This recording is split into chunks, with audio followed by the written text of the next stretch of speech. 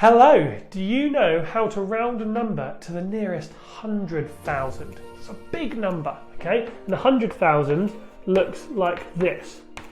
So if you know how to round that number, then we're on to winner, okay? So 100,000, if I had a number like, say, 256,000, okay? Would you round that up to 300,000 or round it back down to 200,000? Okay, give me a second. See, if you knew, you'd know that you round up to 300,000.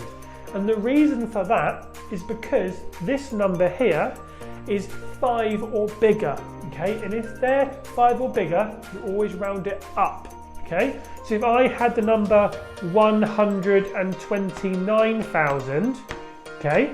Because these numbers aren't bigger than 5, you'd round back. So you'd round back to 100,000, okay? Right, you're going to use this information and do it yourself for the next game. All right, what about this one? 762,000, okay?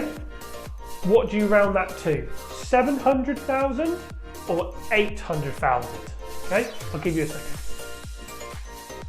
Well done. You round it up. You round it to 800,000. All right, use this information, play the next game, and we'll see you the next one. Bye.